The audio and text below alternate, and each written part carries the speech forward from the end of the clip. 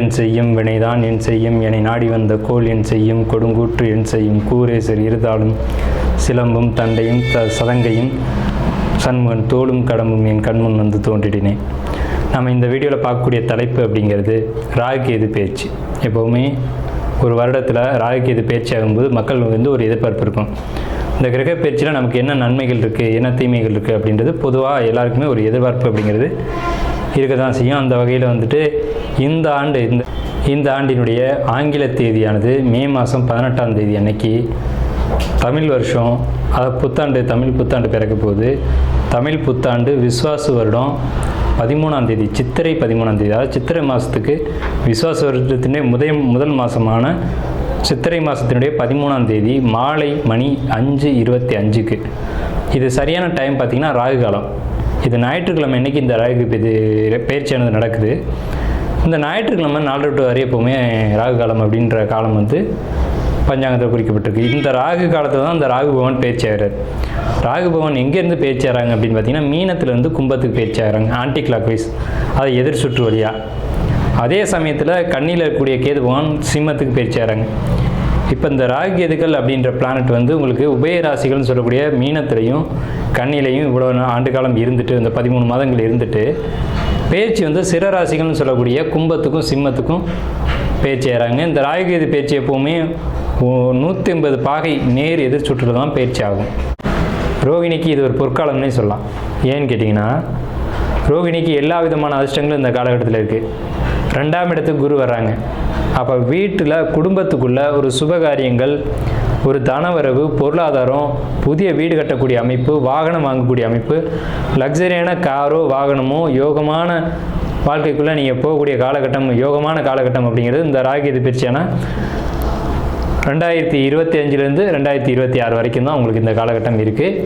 So பொற்காலம் அப்படின்னே சொல்லலாம்.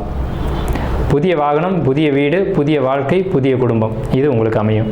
குழந்தை இல்லாதவங்களுக்கு குழந்தை, திருமணம் இல்லாதவங்களுக்கு திருமணம், இந்த மாதிரியான ஒரு அமைப்பு உங்களுக்கு கண்டிப்பாக உண்டு. குடும்பத்துக்குள்ளே, அதாவது கணவன் மனைவியாக இருக்கலாம், குழந்தைகளாக இருக்கலாம், யாரையும் எல்லாருடைய ஜாதகத்தையும் எடுத்து கவனமாக பார்த்துக்கோங்க அப்படின்ற ஒரு எச்சரிக்கையை மட்டும் நான் இங்கே சொல்லி நிறைவு செய்கிறேன். நாம் இந்த ராகுகேது பயிற்சியில் ரிஷபராசிக்கு உண்டான பலன்களை இந்த வீடியோவில் பார்க்குறோம்.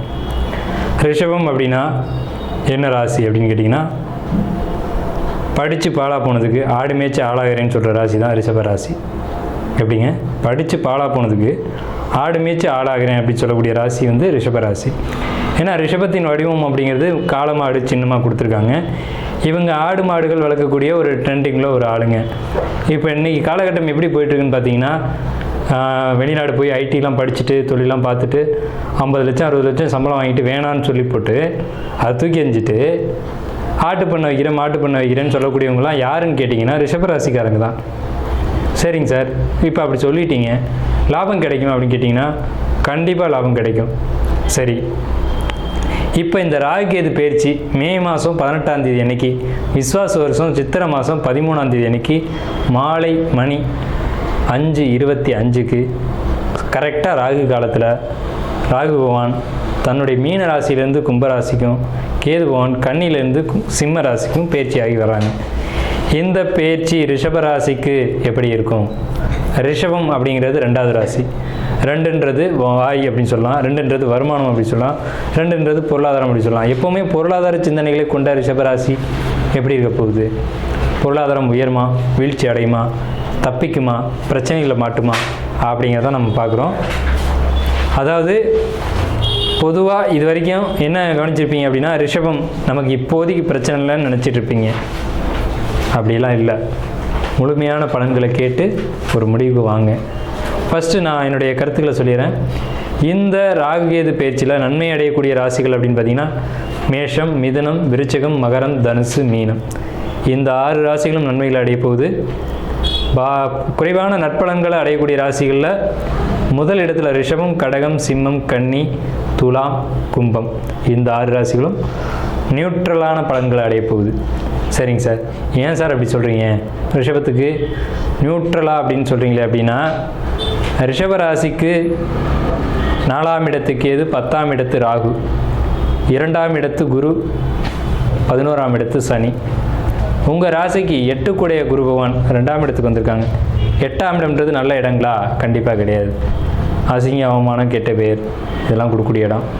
அப்போ 8 கூடியவன் 2ஆம் இடத்துக்கு வந்து 4ஆம் இடத்துல கேது இருந்து என்ன செய்யும் சார் அப்படின்னு கேட்டிங்க அப்படின்னா, வேலை செய்யக்கூடியவங்க, குறிப்பாக ஐடியில் ஒர்க் பண்ணக்கூடியவங்க, பேச்சில் தேவையில்லாத வாயை கொடுத்து மாட்டிக்கிட்டு லேடிஸ் பிரச்சனையினால, பெண்கள் பிரச்சனையினால, இந்த பொண்ணை பற்றி நான் பேசினேன் அது எனக்கு பிரச்சனை ஆயிடுச்சு அப்படின்னு சொல்லக்கூடிய காலகட்டம் இந்த ரிஷபராசிக்கு ராகு பயிற்சி கொடுக்கும்.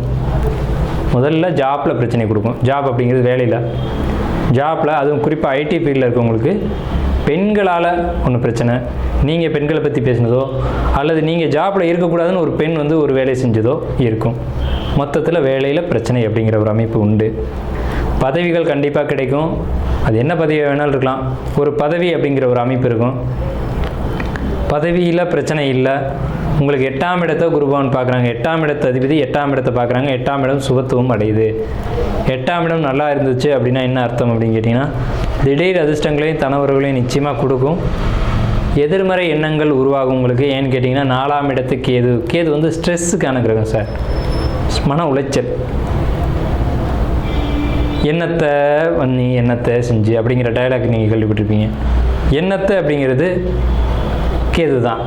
ஒரு வெறுமை, விரக்தி அப்படிங்கிற ஒரு அமைப்பு வந்து கேதுவோட அமைப்பு. 4ஆம் இடம்ன்றது மனசு. அப்போ உங்களுக்குள்ள ஒரு விரக்தி அப்படின்ற ஒரு நிலை வந்து வந்தாச்சு. பேச்சினால பிரச்சனைகள், பேச்சினால சங்கடங்கள், பேச்சினால குழப்பங்கள், தேவையில்லாத வம்பு வழக்குகளை செலுத்தக்கூடிய நேரம். குறிப்பாக அரசியல்வாதிகள் அதிகபட்சமாக ரிஷபத்தில் இருப்பீங்க. அரசியலுக்கான கிரகம் ரிஷபம். அரசியல்வாதிகள் பேச்சினால் சிக்கக்கூடிய காலகட்டம். பேசக்கூடாததை பேசி, இப்போ சமீபத்தில் கூட அந்த மாதிரிலாம் நிகழ்வுகள் நிறைய நடக்குது. ஒரு அமைச்சர் வந்து அப்படி கேட்டிருக்காரு. ஒரு சொல்லக்கூடாத ஒரு வார்த்தையை சொன்னார். அதுக்கு இன்னொரு தலைவர் கேட்டார், இந்த வார்த்தையை சொல்கிறாரே அவர் இந்த இதாக எடுத்துக்கலாமா அப்படின்ற மாதிரி கேட்டிருந்தாங்க. ஸோ அந்த மாதிரியான ஒரு அமைப்புகள் அரசியல்வாதிகளுக்கு இந்த மாதிரியான காலகட்டங்கள் வந்து போதாத காலகட்டம் அப்படின்ற ஒரு கான்செப்ட் வந்து இந்த காலகட்டத்தில் இருக்குது. ஸோ அரசியல்வாதிகள் பேச்சு வார்த்தைகளில் கவனம் தேவை. ரிஷபமாக இருந்தீங்க அப்படின்னா, அது மாவட்ட கவுன்சிலராக இருக்கலாம், வார்டு உறுப்பினராக இருக்கலாம், மெம்பராக இருக்கலாம், யாராக வேணாலும் இருக்கலாம், தலைவராக இருக்கலாம், உயர்ந்த பதவியில் இருக்கலாம், யாருக்காக இருந்தாலும் அரசியலில் இருக்கீங்க அப்படின்னா என்ன பேசுகிறோம், ஏது பேசுகிறோன்ற கவனம் தேவை. 5ஆம் இடத்துக்கு எது 4ஆம் இடத்துக்கு வந்தாச்சு. பெண்கள் வழியில் தான் வம்பு வழக்குகளை இழுத்து விடும். பதவிகள் கிடைக்கும். பதவிகள் மூலமாக தொந்தரவுகள் வர்றதுக்கான வாய்ப்புகளும் உண்டு. கடன் சுமைகள் அதிகமாகும். கடன் மூலமாக நீங்கள் ஜீவிக்க வேண்டிய காலகட்டமாக, கடன் மூலமாக கடன் வாங்கித்தான் படைக்கணும் அப்படின்ற ஒரு சிக்கலில் கொண்டு போய் விடக்கூடிய காலகட்டம் இந்த காலகட்டம். தொழில் முயற்சிகள் இருக்கும். தொழிலுக்காக கடன் வாங்குவீங்க. தொழிலுக்காக கடன் வாங்கினா தவறு இல்லை. கடன் வாங்கி தொழில் செய்கிறீங்க அப்படின்னா அதில் ஆடம்பர செலவுகளை மட்டும் குறைச்சிக்கோங்க. தேவையான தொழிலுக்கு என்ன தேவையோ அதை மட்டும் செய்யுங்க. பெருசாக போட்டு இழுத்துக்காதீங்க. ஏன்னா இப்போதைக்கு இந்த ராகுகேது பயிற்சி சப்போர்ட் பண்ணுது. ஆனால் ராகுகேது பயிற்சிக்கு பின்னாடி இந்த 18 மாதத்துக்கு பின்னாடி உங்களுக்கு நல்லா இருக்குமா அப்படின்றது நீங்கள் கொஞ்சம் கவனம் பார்த்துக்கணும். ஏன்னா தொழில்ன்றது நீண்ட கால விஷயத்தை நம்ம கவனத்தில் எடுத்துக்கணும். 4ஆம் இடம் அப்படின்றது வாகனம் அப்படின்னு அர்த்தம். அப்போ வாகனத்தில் பிரச்சனைகள் ஏற்படக்கூடிய காலகட்டங்கள் உண்டு. அதாவது பைக் எடுத்துகிட்டு போகிறீங்க அல்லது கார் எடுத்துகிட்டு போகிறீங்க, லக்ஸரியான கார் சார், வழியில் பஞ்சர் ஆயிடுச்சு அப்படின்னா என்ன செய்வீங்க? அப்படி ஆகக்கூடிய காலகட்டம் தான். பெட்ரோல் இருக்கான்னு பார்த்துட்டு வாகனத்தை எடுங்க. டாக்குமெண்ட்லாம் கரெக்டாக வச்சுருக்கீங்களான்னு பார்த்துட்டு வாகனத்தை எடுங்க. அது தேவையில்லாமல் ஃபைன் கட்டக்கூடிய காலகட்டம். ஏன்னா சிம்ம ராசியில் கேது, சிம்மம் அரசு, அரசாங்கத்துக்கு ஃபைன் கட்டக்கூடிய காலகட்டம் வந்தாச்சு. வாகனங்களை பொறுத்த வரைக்கும் எடுக்கிறதுக்கு முன்னாடி டாக்குமெண்ட்டு, பேப்பரு, பெட்ரோலு, பிரேக்கு இதெல்லாம் செக் பண்ணிவிட்டு எடுங்க. இது என்னென்னு கேட்டிங்கன்னா, ஒரு பிரச்சனை அப்படின்னா அதுக்கு முன்கூட்டியே நம்ம வந்து தற்காப்பு வச்சுக்கிறது தப்பு இல்லை. ஆனால் ஒரு பிரச்சனைக்குள்ளே போய் சிக்கிக்கிட்டு அப்புறமேட்டுக்கு நம்ம ஒரு முடிவு தேடுறது அப்படிங்கிறது கொஞ்சம் சிக்கலான ஒரு அமைப்பாக இருக்கும். ஸோ அதனால் வாகனத்தில் பழுது வரக்கூடிய காலகட்டம், தொழிலில் இடையூறுகள் ஏற்படக்கூடிய காலகட்டம், லாபங்கள் குறையக்கூடிய காலகட்டம், உழைப்பு அதிகமாக செலுத்த வேண்டிய காலகட்டம் ரிஷபத்துக்கு வந்தாச்சு. ஸோ ரிஷபத்துக்கு பெரும்பாலான நற்பலன்களை சொல்கிறது குறைவு தான். மாணவர்களை பொறுத்த வரைக்கும் 5ஆம் இடத்துக்கு எது மன அழுத்தங்களை கடந்த காலகட்டங்களில் கொடுத்துருக்கு. 4ஆம் இடம் அப்படிங்கிறது படிப்பு, உயர்கல்வி அப்படின்னு அர்த்தம். அப்போ கல்வியில் பிரச்சனைகள் ஏற்படுத்தக்கூடிய காலகட்டங்கள் இப்போதைக்கு உங்களுக்கு. அப்போ என்ன செய்யணும்? படிப்பில் மட்டும் கவனத்தை செலுத்தணும். படிப்பை தவிர்த்த மற்ற காரியங்களில் நீங்கள் கவனம் செலுத்த வேண்டாம் அப்படிங்கிறது தான் நம்மளுடைய கருத்து. படிப்பு தடை ஏற்படுத்தக்கூடிய காலகட்டம், கவனங்கள் சிதறக்கூடிய காலகட்டம், தேவையற்ற சிந்தனைகள், மொபைல் அடிக்ஷன் இதெல்லாம் வரக்கூடிய காலகட்டம். மொபைலை யூஸ் பண்ணுறீங்களா? தப்பு இல்லை. எதுக்கு, என்னத்துக்கு எஜுகேஷனுக்காக பயன்படுத்துகிறோம் அப்படின்னா அது முடிஞ்சோடனே ஃபோனை எடுத்து கீழே வச்சிடணும், அவ்வளோதான். அப்புறம் தேவைப்படும் போது தான் எடுக்கணும். சும்மா ஃபோனை நோட்டிக்கிட்டு ஃபேஸ்புக்கு, இன்ஸ்டாகிராமு இதெல்லாம் பார்க்குறதுலாம் குறைச்சிக்கணும். அடிக்ஷனுக்குள்ளே கூட்டிகிட்டு போயிடும். ஏன்னா 10ஆம் இடத்து ராகு, 4ஆம் இடத்து கேது, 11ஆம் இடத்து சனி, 2ஆம் இடத்து குரு, இந்த அமைப்பு உங்களுக்கு ஒரு அடிக்ஷனுக்குள்ளே எடுத்துகிட்டு போகும். சரிங்களா? தொழிலில் இருக்கவங்களுக்கு எச்சரிக்கை தேவை. தொழிலில் லாபங்கள் குறையும். தொழில் நீங்கள் விரிவுபடுத்திங்களே தவிர தொழிலை மூடணும் அப்படின்ற ஒரு காலகட்டம் வராது. தொழில் டெவலப் பண்ணுவீங்க, ஆனால் ஆடம்பர செலவுகளை குறைச்சிங்கன்னு நம்ம சொல்கிறோம். ஏன்னா ராகு இருக்கிறது சனி வீடு. சனிக்கு ஆடம்பரம் பிடிக்காது, அலங்காரம் பிடிக்காது. எளிமையாக உண்மையாக இருக்கணும்னு நினைக்கிறது தான் சனி பகவான். லாபங்கள் சரியான விதத்தில் சரியாக கிடைக்கும். கிடைக்கிற லாபத்தை பெருசாக எண்ணி நீங்கள் இந்த காலகட்டத்தை கடத்தணும். லாபங்களை பொறுத்த வரைக்கும் வராமல் போகாது. ஆனால் வர்ற பணத்தை சேமிக்க கற்றுக்கணும். சேமிப்பு பொறுத்த வரைக்கும் உங்களுக்கு கண்டிப்பாக இந்த காலகட்டத்தில் சேமிப்பு அப்படிங்கிற ஒரு வாய்ப்பு இந்த ராகு கேது பேச்சில் நிச்சயமாக உண்டு. சேமிப்புக்கு பிரச்சனை இல்லை. திருமணம் இல்லை அப்படின்ற ரிஷபராசிக்காரங்களுக்கு திருமணம் கைகூடி வரக்கூடிய காலகட்டம் புரட்டாசி ஐப்பசி மாத காலகட்டம். பெண்களாக இருந்தாலும் சரி, ஆண்களாக இருந்தாலும் சரி, உங்களுக்கு திருமண காலகட்டம் கூடி வந்தாச்சு. குழந்தைகளை பொறுத்த வரைக்கும், குழந்தைங்களுக்கு படிப்பை பொறுத்த வரைக்கும் ரொம்ப சிறப்பாக இருக்குது. உள்ளூர்லேயே படிக்கக்கூடிய காலகட்டம். வெளியூர் போய் படிக்கணும்னு நினச்சிங்கன்னா அது கொஞ்சம் காலகட்டங்கள் ஆகும். இப்போது வெளியூரில் படிச்சுட்டு இருக்கீங்க அப்படின்னா அங்கேருந்து மாறி உள்ளூரில் படிக்கக்கூடிய ஒரு காலகட்டம் ஏற்படும். படிப்பில் தடை நம்ம ஆல்ரெடி சொல்லிட்டோம். ஸோ படிப்பை பொறுத்த வரைக்கும் தடைகளை ஏற்படுத்தக்கூடிய காலகட்டம். கவனம் தேவை. 10th 12th படிக்கக்கூடிய மாணவர்கள் படிப்பில் ரொம்ப அக்கறை எடுத்து கவனமாக படிக்கணும். படிப்பில் மட்டும் கவனம் இருக்கணும், வேறு எதுலேயும் கவனம் இருக்கக்கூடாது. அதாவது நல்ல குழந்தைங்களாக இருந்தாலும் கெட்ட பேர் வரக்கூடிய காலகட்டம் இது ரிஷபத்தை பொறுத்த வரைக்கும். தேவையில்லாத அவமானம், தேவையில்லாத அசிங்கத்தை சுமக்கணுன்ற ஒரு அமைப்பு இருக்குது. அதனால தான் நம்ம எதிரையும் எதிர்மறையாக சொல்லலை, எச்சரிக்கையாக சொல்கிறோம். குரு உங்களுக்கு 2ஆம் இடத்துல இருக்கிறதுனால 8ஆம் அதிபதி 2ல் அப்படிங்கிறதுனால உங்களுக்கு பாதிப்புகள் உண்டு. அது குடும்ப விஷயத்தில் கணவன் மனைவிக்குள்ளே பாதிப்புகளை ஏற்படுத்தும்.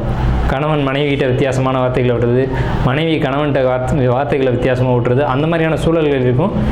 இது பொறுத்த வரைக்கும் ஒருத்தர் விட்டு கொடுத்து போகிறது தான் சரியான தீர்வு. உங்களுக்கு புதிய வேலைகள் தேடி இருந்தீங்க அப்படின்னா ரிஷபராசிக்காரங்களுக்கு புதிய வேலைகள் கிடைக்கும். உங்களுக்கு திடீர் தனவரவுகள் நிச்சயமாக உண்டு. தொழிலில் நல்ல ஒரு முன்னேற்றம் உண்டு. புதுசாக தொழில் ஆரம்பிக்கணும்னு நினைக்கிறவங்க சரியான காலகட்டம், புதிய தொழில்களை ஆரம்பிங்க. ஆனால் எளிமையாக ஆரம்பிங்க, பெருசாக ஆரம்பிக்க வேண்டாம். எளிமையாக ஆரம்பித்து படிப்படியான முன்னேற்றங்களுக்கான வழிவகைகளை செய்யும் இந்த ஆண்டு. இந்த 13 மாதம் ராகு கேது பயிற்சியில் உங்களுக்கு வளர்ச்சிகள் நிச்சயமாக உண்டு. அது நிதானமான வளர்ச்சிகள் தான் உண்டு. திடீர் அதிர்ஷ்டங்களோ அதாவது பொறுமையாக தான் வளரணும் அப்படின்ற ஒரு அமைப்பு.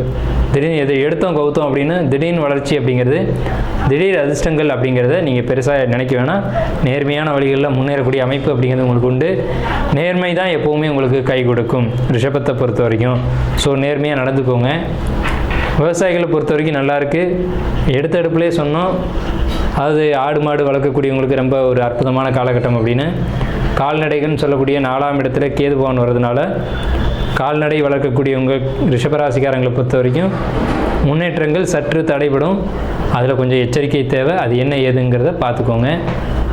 உங்களுடைய சுய ஜாதகம் அதாவது முக்கியமாக பார்த்தாகணும் அப்படின்ற ஒரு அமைப்பு இருக்குது.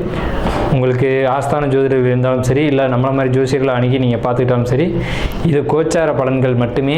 உங்களுடைய சுயஜாதகம் உங்களுக்கு முழுமையாக பேசும்.